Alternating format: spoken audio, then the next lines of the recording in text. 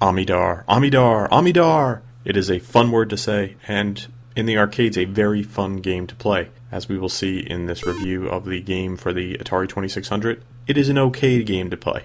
Now, if you've never played Amidar before, it's an interesting twist on the maze game with a little bit of the game Quicks. If you haven't played Quicks, you really should, thrown in for good measure. The arcade in my area had an Amidar, and I pumped quarter after quarter after quarter into it, and talked about Amidar non-stop with friends and family. I still love saying the word Amidar. It just sounds really cool. And actually, I'm surprised that it had never caught on as a name. It's sort of great as a generic. If it's a girl, you can call her Amy. If it's a boy, you can call him Dar. It works. Get on that, parents. So let me tell you a little bit about Amidar, and this comes straight from the manual. First, you're a gorilla in a maze pursued by wild warriors.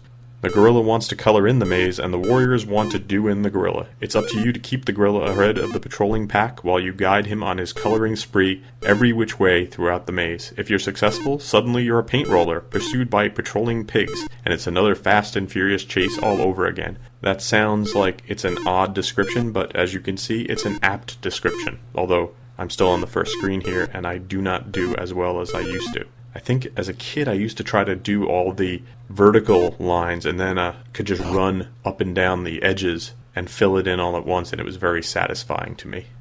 The control works okay in the game. I find it actually is a little difficult to stop really quickly, and that could maybe be this joystick, although this is my favorite joystick, so I'm not sure. Still, the square movement is a pretty good fit for the Atari joystick, and I think they were right in porting this. As you can see, the graphics are alright. Sound is nothing phenomenal, but this is the Atari 2600. Now the bad news, and if somehow a 1983 version of me is listening to this, prepare to be hurt. This game feels really, really slow. Now I know I played this a lot as a kid and loved it, but compared to the creatures attacking me, I feel like I'm moving at a snail's pace, and luckily I have the button I can push and sort of move through them, but I still don't feel like that's enough. Which is a real shame, because besides that, this port works really well. And I like a challenging enemy, but I don't like one that seems unfairly powered. As I'm playing it now, I kind of get frustrated. That slowness plus the enemies being so aggressive and so much faster than me is sort of a recipe for heart failure, as I turn and slowly try to escape from them on a vertical after moving so quickly on a horizontal.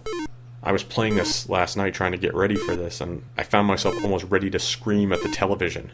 Why, pigs? Why, oh cruel fate? Why have you condemned me to such gaming? So in a nutshell, Amidar doesn't stand the test of time, for me. It's a good game, but not a great game. Somewhere in the middle. That's why I'm going to give it 3 stars. That doesn't mean you shouldn't play it on the Atari, but if you have the opportunity to play it on an arcade or on MAME, that's where the game really shines, and you really can get the kookiness of this concept. So, as I repeat, Amidar, 3 stars for the Atari 2600. Thanks for listening to this retro review. For more retro fun, drop by the website at retroist.com. This has been a Retroist production. Goodbye.